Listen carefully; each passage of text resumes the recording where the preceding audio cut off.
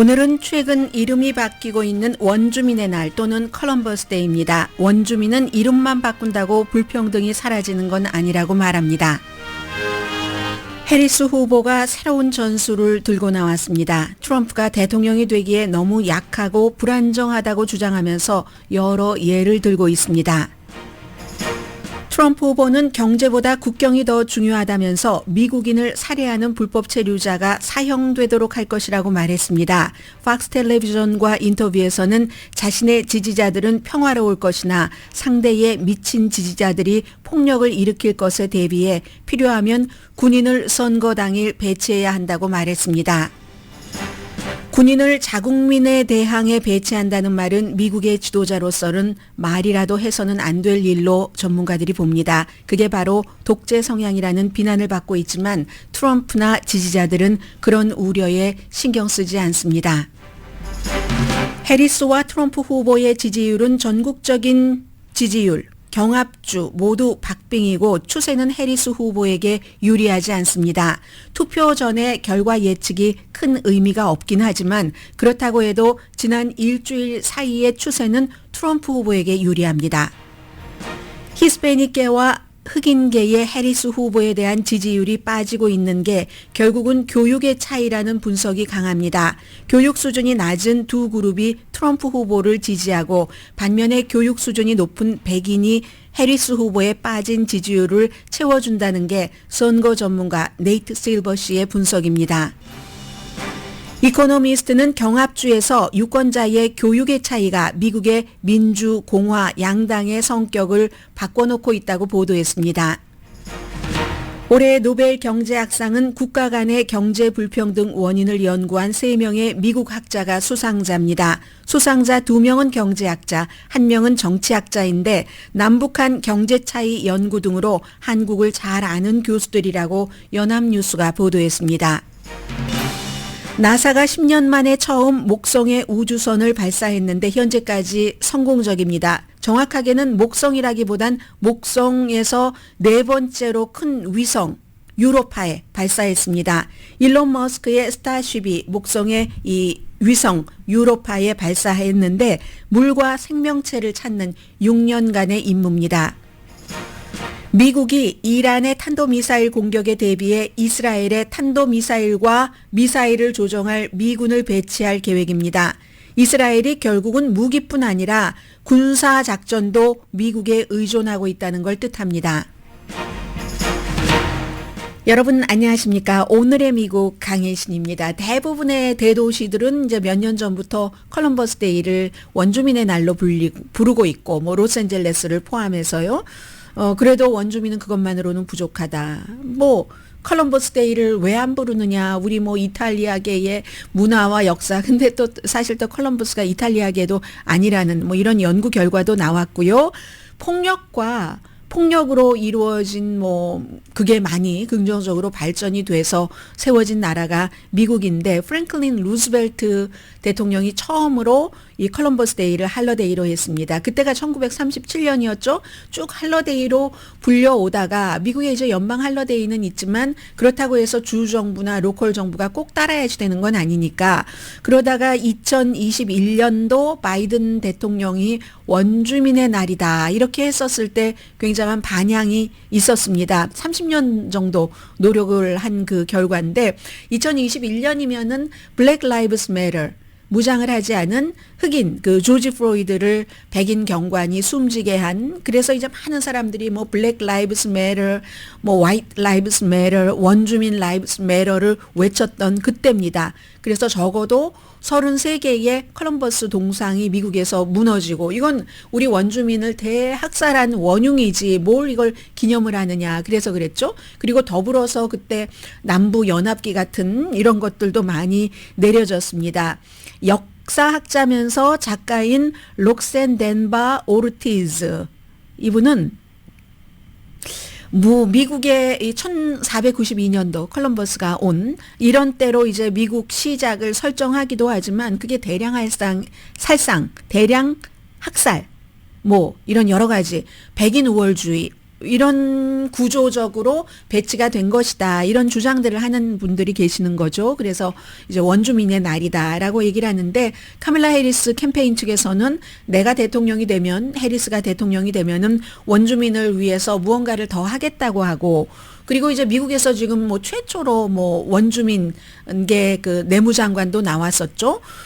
트럼프 캠페인에서는 여기에 대해서 말하지 않습니다. 뭐 소수 인종을 생각하는 거나 원주민은 그것보다 이제 더 생각하지 않겠죠. 우리나라를 돌아보는 게 중요하다. 이게 이제 원주민의 날이라고 부르기를 원하는 사람들의 생각입니다. 과거에 그 장렬한 죽음도 있었을 것이고 원주민 뭐 부족 추장으로 볼 때는 족장으로 볼 때는 그러나 이건 미래를 향한 뭐 우리의 진전이야 하고 보는 그런 사람들도 있었겠지만 모두 다 지금의 미국이 오게 된 과정이니까 우리를 돌아본다 하는 그런 의미 얘기하는 사람들 많습니다. 강제 이주를 시켰던 문화를 말살했던 아직도 이제 원주민의 자손들은 역사적인 트라우마가 당연히 있겠죠. 뭐 한국 사람들은 다른 사람들은 몰라도 일제시대를 겪었기 때문에 일제시대를 겪은 후손으로서 그걸 이제 좀 짐작을 좀 저는 좀 해줬으면 좋겠다 하는 그런 마음이 있습니다. 컬럼버스 데이 때마다 방송할 때마다 제가 그런 생각을 하고 있거든요. 물론 미국에서 원주민도 시민권자입니다. 시민권자로 된 지가 굉장히 오래됐어요. 그런데도 아직도 생각을 해보시면 우리가 어디 관광을 가면 저희가 원주민이 사는 곳이에요 하면 거기가 기간 산업이 제대로 돼 있지 않죠. 의료시설도 없고 교육 수준도 낮을 수밖에 없는 현대 사회에서 적응하려면 교육이 제일 중요한데 뭐 기본적으로 경제적인 것은 물론이고 그런 것이 전혀 돼 있지 않고 그리고 뭐 대표자도 뽑아주지 않잖아요. 토지도 그들이 권리가 있다고 하지만 아주 그 침해를 정부가 많이 하고 있죠. 이런 문제를 두 당이 다 원주민이 힘이 없기 때문에 해결을 안 해온 것은 사실이죠. 여기에 대해서 이제 해리스 후보는 뭐 말이나마 일단은 뭐 기간시설이라든가 여러 가지를 투자를 할 것이다. 이런 정도 얘기는 했고요. 미국 도시 반 정도에서는 원주민의 날이건 컬럼버스 데이건 둘 다를 부르지 않습니다. 하도 이것도 치열하게 정치적으로 서로 이제 대항을 하고 있기 때문에 주정부도 뭐 공식 할러데이 캘리포니아 주도 그렇죠. 공식 할러데이는 없지만 그러나 뭐 선언 같은 것은 하고요. 양쪽 다 이럴 때는 만족시키지 못하는 결론입니다. 오늘 우체국은 공휴일이라서 배달되지 않지만 주식시장은 열었어요. 그리고 이제 페덱스 같은 것도 뭐 여러분들 우편 배달 전부 해준다는 것 아시면 되겠습니다. 자, 지금부터는 약 10분 정도 이 주말에도 있었고 앞으로도 이 미국의 대선이 어떻게 갈 것인가 하는 것을 좀 브리핑을 해드리겠습니다. 지금 전국적인 여론조사를 보면요. 전국적인 여론조사도 해리스 후보가 늘 앞서갔지만 트럼프 후보에 비해서 그 격차를 줄인다는 게 많이 나옵니다. MBC ABC는 입소수와 같이 했고요. 민주당에 조금 유리한 결과가 나오는 것이죠. 그리고 CBS는 영국의 유가부와 함께 하는데 이런 ABC, MBC, CBS의 여론조사 결과 전국적인 것이 일단은 추세를 볼 수 있으니까 모두 해리스 후보와 트럼프 후보의 지지율 격차가 줄어들었습니다. 아직은 해리스 후보가 앞서간다고 할지라도 경합주에서는 기본적으로는 이제 트럼프 후보 측에서는 우리가 잘해, 우리가 엄청 이길 거야, 뭐 몇백만 표 차이로 이 파퓰러 보트조차도 이길 거야. 좀 약간의 자신감과 자만감과 허풍 그리고 해리스 측에서는 당연히 지금 위기의식을 느끼겠죠. 아마 이번 주가 굉장히 고비가 될 것 같은데 처음부터 해리스 후보는 언더덕이라고 얘기를 했습니다. 그리고 민주당이 이런 날이 올 것이라고 예상하지 못하지 않았다고 저는 생각합니다. 처음부터 언더덕이라고 했었고 허니문은 끝난다. 언제 끝나는지가 문제지. 그 허니문 때 끝나서 정체로 가느냐 아니면 정체기를 거쳐도 올릴 수 있느냐 내려가느냐 이게 중요하지라고 민주당은 처음부터 얘기를 했기 때문에 민주당의 전문가들은 이런 날이 오는 것을 알고 있었으리라고 생각이 되고요.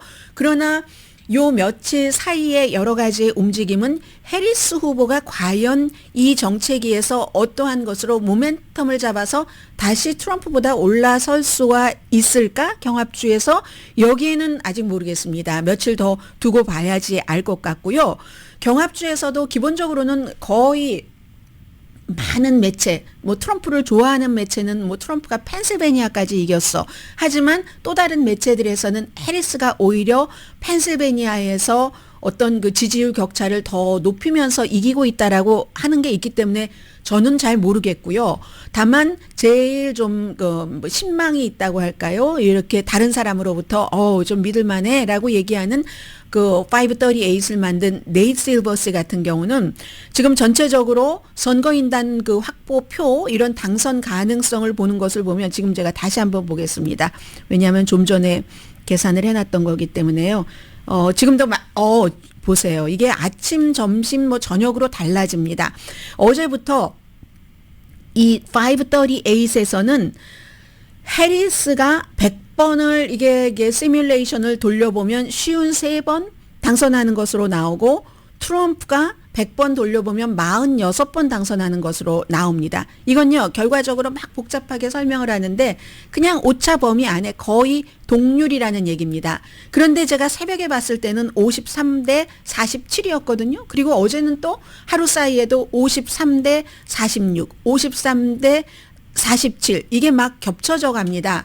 그래서 어떻게 될지 알 수 없다. 뭐 전국적인 지지율이나 경합주에서의 지지율도 꽉 막혀 있다고는 하지만 만약에 오늘 선거가 치러지면 이대로라면 뭐 해리스 후보가 조금 유리하다는 얘기인데 그걸 누가 알겠습니까? 지금 여론조사 기구에 말을 하지 않는 가장 중요한 그룹이 교육을 많이 받지 않은 경합주의 히스패닉계, 흑인계랍니다.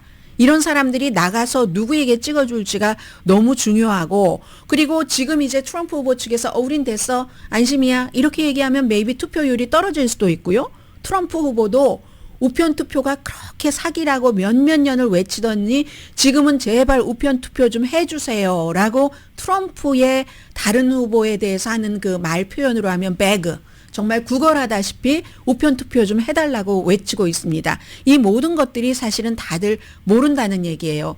어쩌면 해리스 후보 측에서 원래 다 이런 걸 짐작하면서 더 엄살을 떠느라고 우리 큰일 났습니다 하는 것을 강조하는지도 모르고 트럼프 후보 측에서는 정말로 자신이 있어서 자신이 있다고 하는 것인지 아닌지도 모릅니다.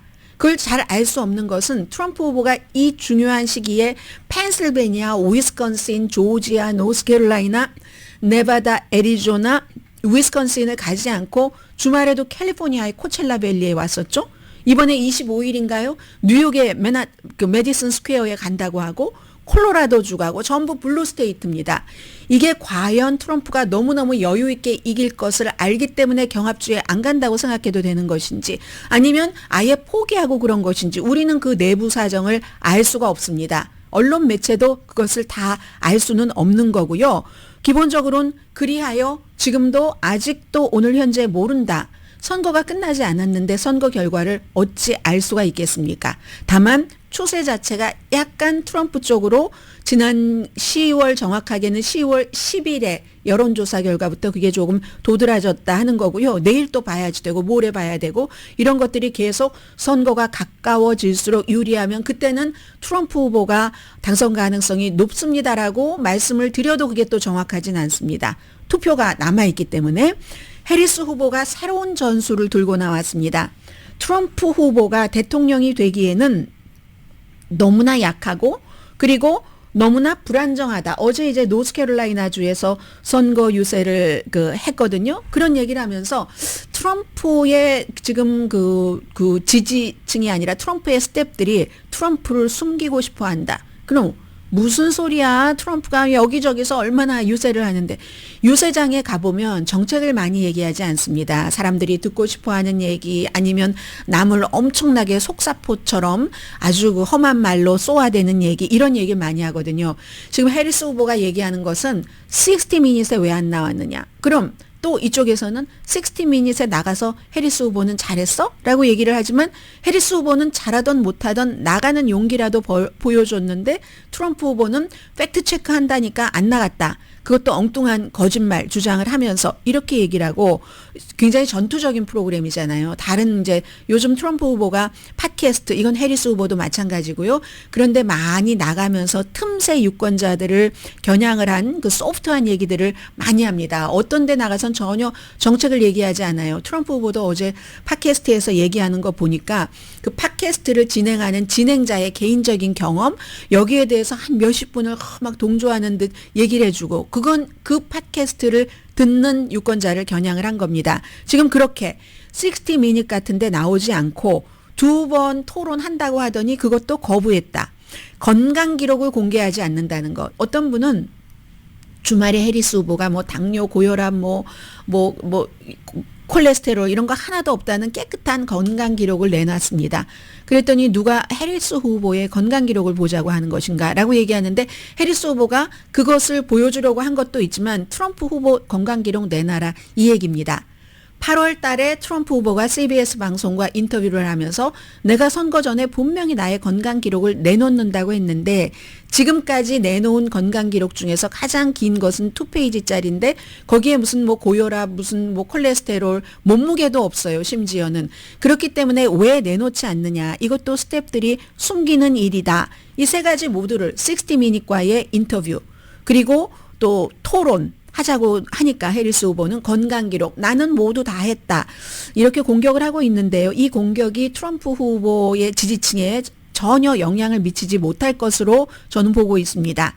트럼프 후보는 어제 이제 애리조나주의 프레스캇 밸리 유세에서 본인이 요즘 사람들이 얘기를 하는데 본인이 말한 거예요. 아주 장황하고 두서없는 연설 스타일이 노화의 증거라고 얘기하는 사람들이 있는데 아니 하루에 나처럼 2번씩 3번씩 이렇게 연설을 뭐 몇 시간씩 할 수 있는 사람이 누가 있어? 이게 내가 건강하다는 스태미너가 있다는 증거야 라고 얘기를 합니다. 그리고 자신만이 미국을 지킬 수 있는 미국이 처한 위협에서 미국을 구조할 유일한 사람이라고 얘기를 합니다. 그리고 며칠 사이에 바뀌었어요. 경제가 중요한 게 아니라 국경이 더 중요하다. 이건 뒤집어서 말하면 경제가 지금 트럼프 후보가 원하는 만큼 나쁘지 않구나. 여러 가지 경제 지표가 그걸 아실 수 있는 거고요. 2016년도에 처음으로 대통령 선거에 나올 때 막 이민자들이 이 미국으로 침투를 한다. 모든 범죄자들이 이렇게 얘기를 해서 그것이 굉장히 효과를 거뒀습니다. 2020년에는 조지 플로이드 사망 이후에 이제 모든 시위에는 폭동이 따르고 약탈이 따릅니다. 모든 대단한 시위에는. 그것이 다 무슨 뭐 좌파 이런 얘기를 하면서 그런 폭동 같은 것을 나만이 아주 쉽게 한 방에 막을 수 있어 라고 얘기를 했었고 2024년 지금은 베네수엘라 갱단이 콜로라도주의 오로라를 점령을 했는데 곧 당신이 사는 도시 인근으로 갈 것이다. 그들이 이 나라를 갱단이 점령을 할 것이다. 이미 세계적으로 미국은 점령된 국가로 알려져 있다. 이렇게 외쳤습니다. 그리고는 국경 순찰 주요 노조가 트럼프 후보를 공식적으로 지지를 했습니다. 10,000명을 새로 국경 순찰 때 고용하겠다고 했고요. 그리고 의회에 본인이 그들의 봉급을 10% 인상한다고 제안을 했습니다. 트럼프 후보의 많은 공약은 다 너에게 돈 많이 줄게 하는 것으로 들어갑니다. 그게 꼭 이루어지는 건 아닙니다. 심지어 그 팁에 대한 세금을 없앤다는 것도 뭐 자동차 살 때 뭐 세금 감면하고 이렇다는 것도 어쨌든 문제는 이 그 트렌데 아라과라는 베네수엘라의 갱단, 이 갱단이 진짜 있는 게 사실이고 퍼지는 것도 사실입니다. 그렇지만 오로라의 시장, 공화당 시장입니다. 콜로라도. 엄청나게 과장을 한다. 그래서 우리 오로라가 도시의 정체성도 아주 나쁘게 만들고 안전을 오히려 위협을 한다. 그렇지만 이것도 전혀 통하지 않을 것이라고 생각이 됩니다. 트럼프의 팬은 공포주의를 믿습니다. 그 공포주의를 즐기고 이 백인이 아닌 유색 인종들이 결국은 우리에게 해를 끼칠 것이기 때문에 트럼프가 돼야지 돼 하고 더 뭉칠 겁니다. 그 전날 캘리포니아주의 코첼라 밸리에서도 선거 유세를 했는데 게빈 뉴섬 주지사가 물 정책을 바꾸지 않으면 본인이 대통령이 되면 산불 기금 캘리포니아주에 책정되는 거 이거 다 없애버린다고 위협을 했습니다. 그리고 코첼라 밸리에 모인 많은 사람들이 박수를 쳤더니 좀 공화당 성향이 강한 레딧이라는 그 소셜미디어 사이트에서 사람들이 바보 아니야? 지네 집을 다 불태운다고 하고 지네 주를 다 불태우는데 기금 안 준다고 하는데 저기서 박수를 치고 있어. 이렇게 얘기하는 사람도 있었고요. 멍청이 아니야? 그리고 주정부가 알아서 하라고 이슈 같은 뭐 낙태 같은 거 그렇게 하면서 왜 물 관리라든가 산불 정책은 대통령이 뭐든지 알아서 하겠다는 거지? 이런 반응도 있었습니다. 그리고 이제 코첼라 밸리에서 선거 유세를 할 때 누군가 라스베가스에 사는 벤 밀러라는 주민이 대용량 탄창 총, 장전된 총이었습니다. 가짜 신분증, 뭐 여러 개의 여권을 가지고 트럼프 후보가 등장하기 전에 한 반마일 전에 이제 그 검색대에서 이제 체포가 됐습니다. 본인은 뭐 트럼프 후보의 뭐 암살과는 전혀 관련이 없다. 나를 보호하기 위해서 총을 가지고 갔다라고 얘기를 하는데 벤 밀러라는 사람이 우파 반정부 조직의 멤버랍니다. 근데 미국에서는요, 이런 일이 있어도 뭐 이 사람이 범죄를 저지른 건 아니니까 $5,000 보석금을 내고 풀려났습니다. 리버사이드 카운티의 셰리프 국장도 이건 트럼프의 암살 시도다. 이렇게 얘기를 합니다. 셰리프 국장들이 증거 없이 이렇게 얘기하지 않거든요. 나의 추정이다라고 얘기하면서 아니 여러 개의 여권을 다른 이름으로 갖고 있고 등록되지 않은 차량에 가짜 번호판에 장전된 총. 그럼 이게 암살 시도지? 뭐 이런 식으로 얘기를 하는 겁니다. 이건 이제 트럼프를 이제 더 좀 이렇게 뭐라고 하나요? 강하게 보여주고 그만큼 강하고 미국인을 위해 당신을 위해서 일하니까 이렇게 그 어떤 그 암살의 대상이 됩니다 하는 것을 얘기를 해주는 게 될 테고 제일 중요한 건 이겁니다. 트럼프 후보가 팍스와 인터뷰를 했습니다. 팍스와 인터뷰를 해서 한 1시간 정도 됐나요? 인터뷰를 하면서 그 진행자가 물어봅니다. 마리아라고 굉장히 트럼프 후보를 강하게 지지하는 여성이죠. 사람들은 바이든이 이게 평화롭지 않을 것이다. 선거날 트럼프 후보가 트럼프 후보 지지층이라고 말하진 않았지만 뭔가 이게 위험할 수도 있다라고 얘기를 하는데 그렇다고 그런 혼란이 올 것이라고 예상하는가? 거기에 대해서는 no라고 딱 잘라서 얘기합니다. 내 지지자들은 아주 평화로운 사람이기 때문에 그런 일을 저지를 수가 없다 하고 얘기를 하는데 그 전에 불법 체류자들 사형에 처하겠다 하는 애리조나에서의 트럼프 후보의 얘기부터 들어보시겠습니다.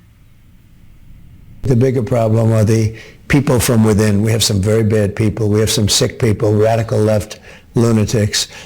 And I think they're and it should be very easily handled by, if necessary, by National Guard, or if really necessary, by the military, because they can't let that happen. 네, 맨 마지막 게 먼저 나왔네. 요즘 컴퓨터가 이상해요. 제가 딱 해서 이렇게 해도 순서가 막 바뀌고 하거든요. 뭐 이왕 나갔으니까 맨 마지막에 한 얘기. 이거 내 주변 사람들은 괜찮은데 굉장히 급진 좌파 미치광이 이렇게 얘기를 하죠. 그런 사람들이 무슨 일을 저지를지 모르기 때문에 필요하다면 방위군을 배치하고 필요하다면 군대를 배치하는 게 그런 것을 제안을 했습니다. 미국에서 어느 나라나 마찬가지지만 군인은 국민하고 싸우라고 있는 게 군인이 아닙니다. 다른 나라 적들과 싸우라고 있는 게 군인인데 군인이 총을 들고 선거날 투표장에 배치가 된다? 이거 상상하실 수 있는 얘기입니까? 이게 트럼프 후보이니까 이런 말을 할 수가 있는 거죠. 박스와의 인터뷰였고요.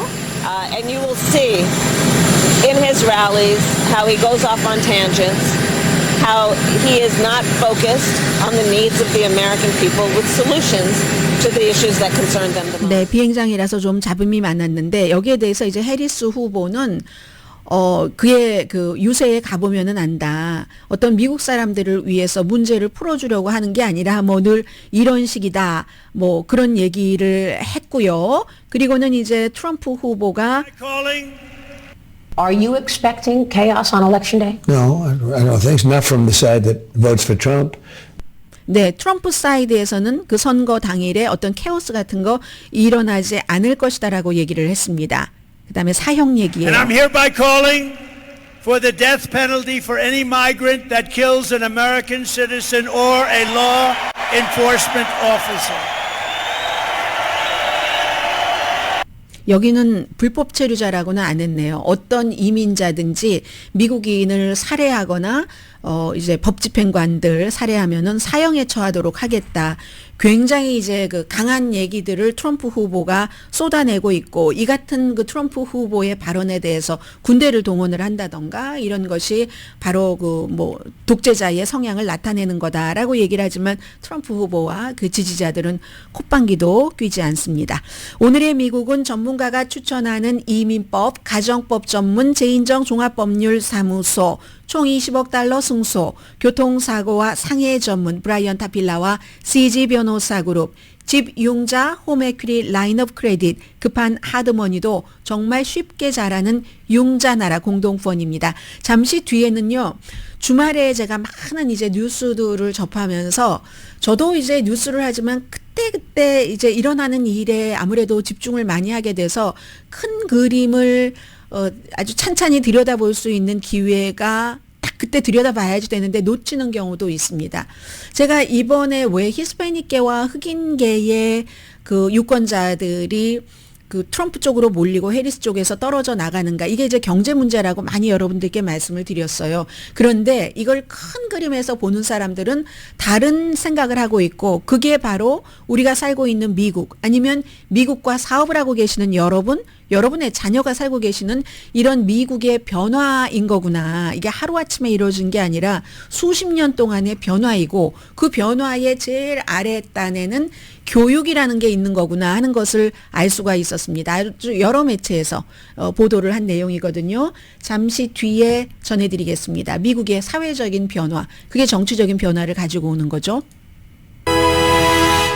라디오 서울 방송 오늘의 미국 듣고 계십니다. 미국이 이렇게 변하고 있다는 것을 제가 그 선거 전문가인 그 네이트 실버 씨, 그리고 또 하나는 이코노미스트의 기사를 통해서 각각 따로따로 정리를 하겠습니다. 보통은 제가 하나의 이슈를 여러분들께 전해드릴 때 많은 것을 뭉뚱그려서 같이 그 비빔밥처럼 섞어서 전해드리는데, 이건 설령 중복되는 부분이 있더라도 따로따로 하는 게 나을 것 같습니다.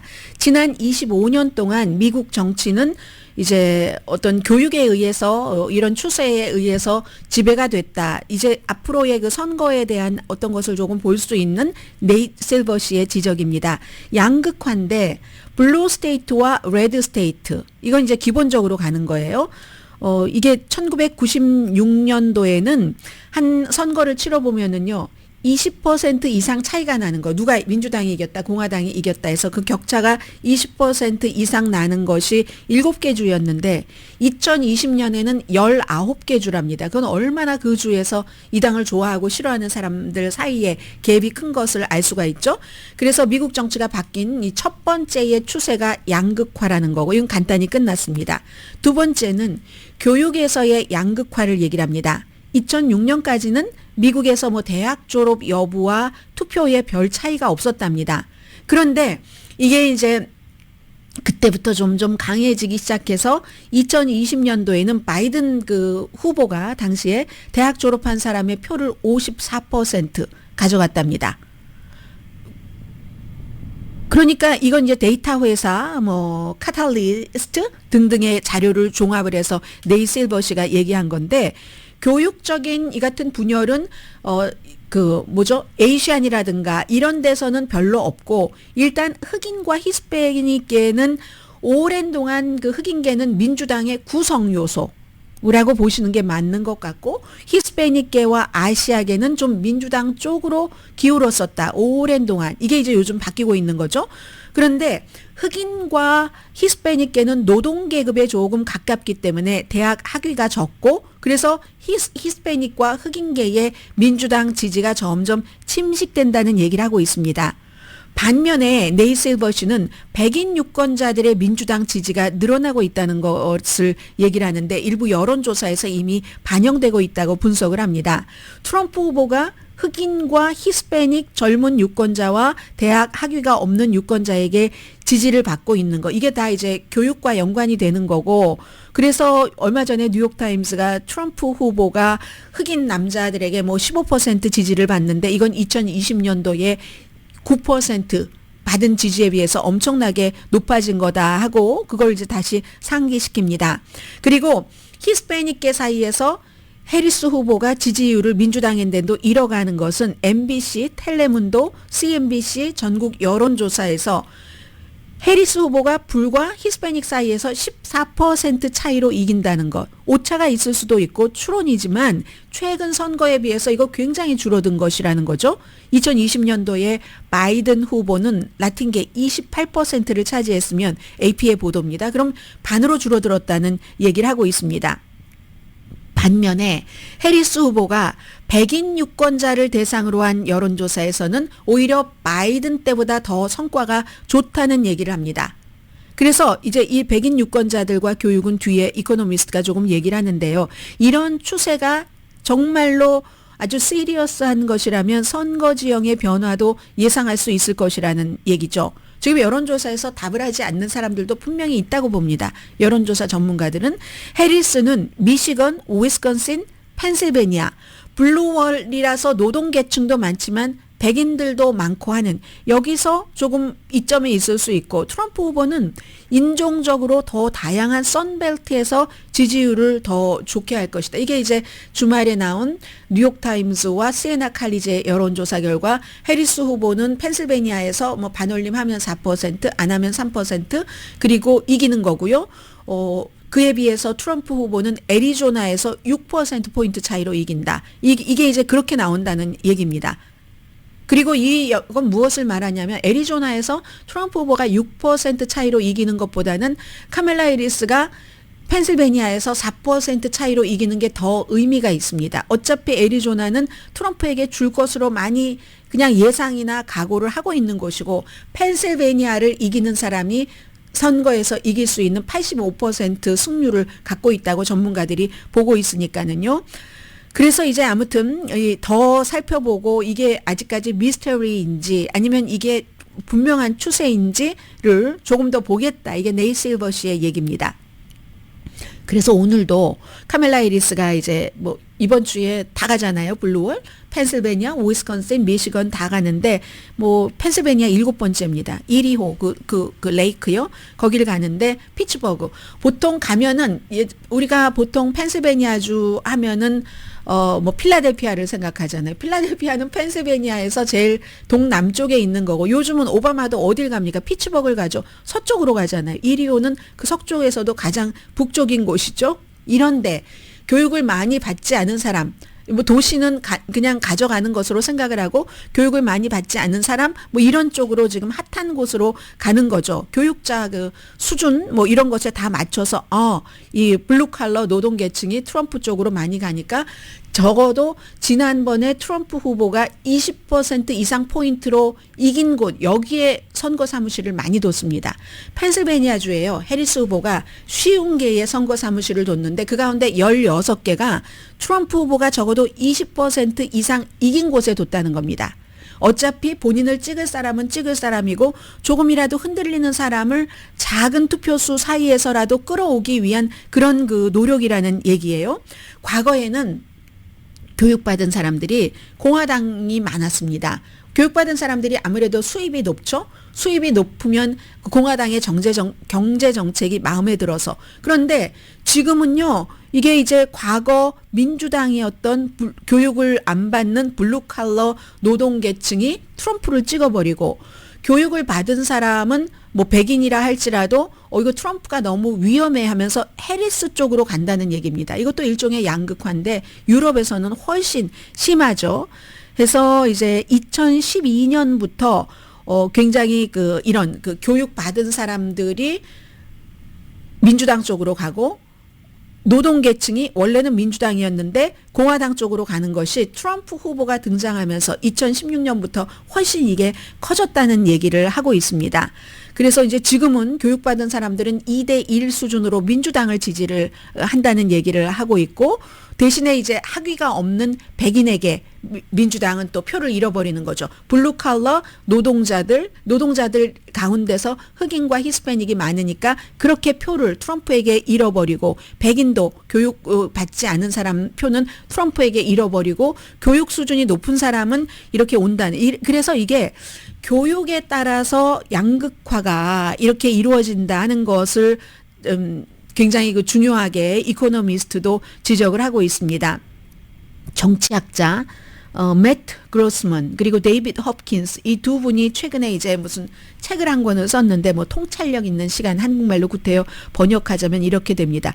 교육적인 양극화가 지금 미국의 문화적인 갈등이 되고 있다. 그래서 문화적으로 이제 교육을 많이 받지 못한 사람들이 교육을 받은 사람들을 뭐 엘리트다라고 얘기를 하면서 굉장히 이제 그 사람들에 대해서 반감을 갖고 있다는 거. 그런 반감을 갖고 있는 사람들을 트럼프 후보가 본인 쪽으로 쫙 이렇게 끌어가려고 하고, 실제로 선거 캠페인도 스윙 스테이트에서 이기기 위해서 그 같은 쪽으로 간다는 것. 그런데 이제 어떤 경우에는 피닉스라든가 애틀란타 같은 도시, 뭐 예를 들어 애리조나도 피닉스라든가 조지아주도 애틀란타 같은 도시는 아무래도 교육받은 사람들이 많잖아요. 그런 사람들은 또 민주당 쪽으로 찍기 때문에 도시에 표가 많죠. 시골은 표가 좀 없고, 그래서 이제 약간 같은 그 공화당 색이라도 그런 도시에는 교육받은 사람들이 많아서 민주당 지지가 많이 나온다, 이런 얘기들을 하고 있습니다. 그에 비해서 이제 펜실베니아가 조금 균형이 있다고 보는 건데, 피츠버그 인근의 노동자 지역인 벨뷰라는데요. 여기서는 벨뷰의 이코노미스트가 자매를 얘기를 하는데, 한 명은 해리스를 찍고 자매인데 또 한 사람은 트럼프를 찍는다는 겁니다. 그래서 이제 해리스 후보의 경우는 농촌에서 펜실베니아 무슨 뭐 블루월 지대 하면은 사람들이 다 뭐 러스트 벨트, 뭐 실패한 뭐 산업 무슨 뭐 이런 곳이라고 생각하지만 농촌이 많죠. 펜실베니아 주에도 엄청 뭐 아미쉬도 거기 있는데요. 뭐 그래서 이제 농촌이 많으니까 농촌에서 민주당 지지를 줄어드는 것을 막기 위한 전략을 이번에 세워서 얘기를 하고 있다고 합니다. 그러니까 이런 전략들은 보통 일반 사람들이 그냥 뭐 여론조사 결과 같은 거 보고 알 수 있는 것 같지는 않고요. 그리고 그곳에 살고 있는 사람들은 월스트리트과 기업 경영이 막 아웃소싱해서 본인들 일자리를 빼앗아가고 있다는 것에 굉장히 반감을 느끼고 있다는 얘기들을 합니다. 이게 이제 오하이오주에서도 마찬가지고, 공화당의 J.D. 벤스 부통령 후보가 뭐 힐빌리 엘러지라는 책에서도 얘기를 하는 그런 점이죠. 그래서 이제 해리스 후보는 점점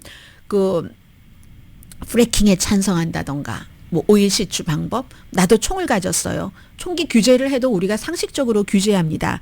이렇게 홍보를 하고, 고학력층은 어차피 이미 트럼프 후보에게 혐오감을 느끼고 있으니까 그것보다는 다른 이제 중간쯤 애매한 데 있는 이런 사람들을 공략을 한다는 얘기를 합니다. 그래서 미국의 일자리를 많이 만들겠다. 그리고 일하는 그 근로자에게 더 많은 세금 감면을 하겠다. 이런 그 정책을 내놓고 있는다는 것이고, 트럼프 후보도 마찬가지죠. 경제적인 면에서요, 일반 공화당보다 상당히 왼쪽으로 옵니다. 트럼프 후보도 민주당 쪽으로 옵니다. 뭐 사회보장제도 내가 언제 없앤다고 했어?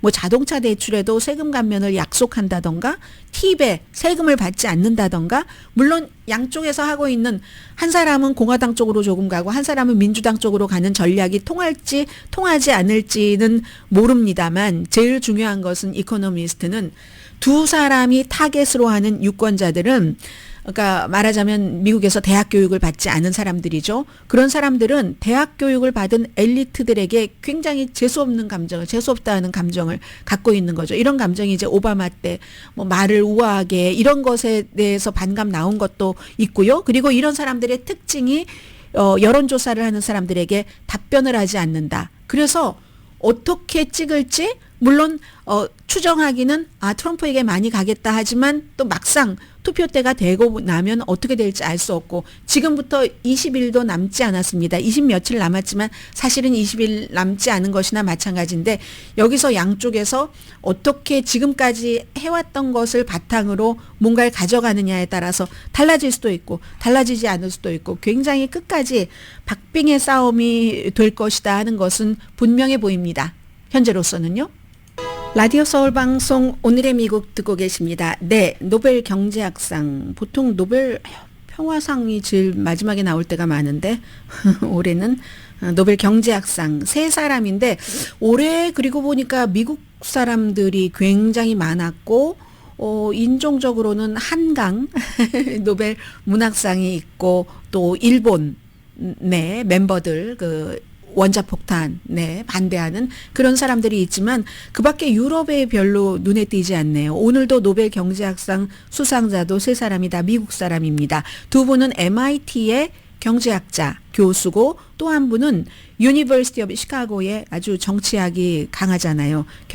정치학자이신 분 다론 아제몰루 MIT 교수 시몬 존슨, 제임스 라빈슨 이 세 사람인데 이분들은요 세계의 어떤 경제적인 불평등을 연구를 하셨답니다. 왜 어떤 나라는 잘 살고 어떤 나라는 가난한가? 그런데 결론적으로는 이런 얘기를 하는 거거든요. 부를 착취하는 식민지 사회. 물론 이분들이 남북한의 차이도 연구를 했지만 뭐 유럽의 식민지를 그 역사를 식민지를 한 것을 보니까 어떤 지역에서는 유럽이 이렇게 했고 어떤 지역에서는 이렇게 했는데 결과가 다르게 나오더라. 그래서 부의 불균등이 이루어지는구나 하는 거. 부자 나라와 가난한 나라가 있는 거구나. 보통 우리가 부자 나라 가난한 나라 하면 한국도 뭐 땅은 좁은데 자원은 부족해서 북한과 무슨 뭐 자원이 많은 광물이 많은 걸 합치면 이런 얘기를 많이 하는데 지리라든가 문화에 관련이 있다는 이론이 아니라 유럽의 식민지 개척자들이 서로 다른 국가에서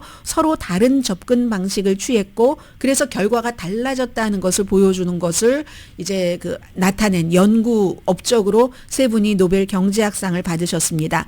예를 들어서 천연 자원이 많고 질병이 많은 나라 아프리카 같은 데죠. 그런 데는 이 식민지 개척자들이 유럽 사람들이 아주 자신들이 막 부를 막 축적을 한답니다. 그리고 원주민을 노동력으로 착취를 하는 그런 데만 주력을 했고요. 그런데 뭐 미국이라든가 캐나다, 호주 이런 나라에서는 유럽의 식민지 개척자들이 시스템을 구축했답니다. 저쪽에선 소비성으로 그냥 일회성으로 무조건 그냥 다 그냥 착취만 해 했는데 이쪽에는 시스템을 구축을 해서 재산 권리 시스템도 만들고 독립적인 사법 시스템도 만들고 그러니까 사회를 점점 더 부유하게 하더라 하는 거거든요. 예를 들어서 대중을 무조건 착취만 해요. 너희는 뭐 여기서 뭐 금을 파, 뭐 광물을 파 이렇게 해서 만들어졌을 때는 단기적으로는 뭐를 딱 쓸어가긴 하지만 장기적으로 성장에 나쁜데 근본적으로 경제적인 자유도 조금 주고 법치도 좀 확립하고 하면은 장기적으로 좋은데 이 장기적으로 다 좋다는 얘기입니다. 착취적인 경제 시스템은 단기적으로는 지배 엘리트에게 이익을 주더라도 이게 우리가 큰 유럽의 식민지 그걸 말해서 그렇지 스몰 비즈니스는 안 그렇겠어요? 저는 이 말씀을 드리면서 계속 스몰 비즈니스를 생각하고 있었습니다. 그리고 착취를 덜하고 법도 지키고 뭐 좀 같이 나눠 먹는 이런 시스템은 장기적으로는 모든 사람에게 이득이더라. 주인이나 종업원들에게 이득이더라. 이런 것을 연구한 분들이 지금 노벨 경제학상을 받으셨고요. 그리고 제가 이건 이제 미국 뉴스에서 본 거고 연합뉴스를 봤더니 한국을 다 세 분이 잘 아시는 석학들이래요. 그래서 이분들은 지리적으로 역사적으로 인종적으로 배경이 같은 남북한의 경제가 왜 이렇게 다른가. 우리 남북한 경제를 얘기할 때 위성사진 보여주죠. 불이 많고 이쪽은 저쪽은 컴컴하고 하는 그것도 역시 그 제도적인 차이에서 비롯된다. 이런 그 얘기들을 하셨고 아마 이 세 분은 다 한국 교수들과도 어떤 그 관련이 있고 뭐 여러 가지를 하고 계시는 그런 분들인 것 같습니다. 사실은 시간이 있으면 지금 북한과 한국과의 여러 가지 대치적인 문제도 전해드리면 좋은데 그런 것까지 전해드릴 시간이 없고요. 너무 오늘 중요한 거죠. 일론 머스크 또 해냈습니다. 스타쉽 목성 탐사선 발사에 일단 성공을 했어요. 뭐 장기적인 6년이라는 거지만 기본적으로는 이거 나사가 하는 건데 나사가 일론 머스크의 스타쉽이 없으면 그게 없으면은 혼자서는 할 수가 없어요. 일론 머스크도 마찬가지죠. 나사가 없으면 할 수 없죠. 여러 가지 이유로 좀 연기를 했는데 일론 머스크가 이거 연기하지 말라고 팔짝팔짝 뛰어서 결국은 하게 됐는데 지난번에는 허리케인 밀튼 때문에 연기가 됐고요. 결국은 언젠가는 인간이 달에 갈 수 있다. 다음 화성에 우리를 데려다 줄 수 있다는 그런 웅장한 그런 그 설계 아니겠어요. 다행성이 되는 거잖아요. 나중에는. 그래서 이제 인도양에도 제대로 착륙하고 우주선이 정확하게 이제 목표에 착륙을 했다는 얘기거든요. 이건 5번째라고 하는데 지난 10년 동안은 없었습니다. 한 10년 만에 처음이고 목성의 위성 중에 하나인 유로파 목성에서 이제 거기 4번째로 큰 위성이라고 하죠. 그래서 임무 수행 중입니다. 거주가 거기 가능한지 물이 있고 생명체가 있을 수 있다고 하니까 52억 달러나 든 그런 나사의 규모인 거죠. 미국이 이제 이 정도 나라는 되는데 그런데 선거하는 캠페인에서 보면은 누구를 지난번에도 보니까 버뱅크의 의원을 주말에도 목이 가는 펜슬 목이다. 정치는 너무 후져집니다. 미국이 잠시 뒤에 뵙겠습니다.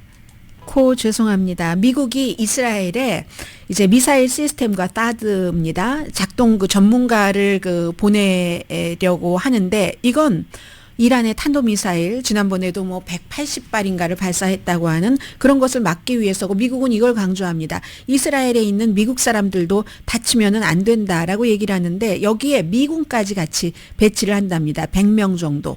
이스라엘에 무기만 주는 게 아니라 이제 미국의 군사작전 지원에 의존하고 있다는 걸 뜻하는데 이건 또 벤자민 네타냐후가 늘 얘기를 하잖아요. 이스라엘의 방어는 이스라엘이 다 책임을 진다. 그의 말과는 조금 다른 것이라고도 볼 수 있는 거죠. 시기가 언제인지 이건 모르겠지만 지난주에 이제 수요일에 벤자민 네타냐후와 바이든 대통령이 전화 통화를 할 때 결론이 난 것 같고 대통령이 승인을 해야지 되니까는요.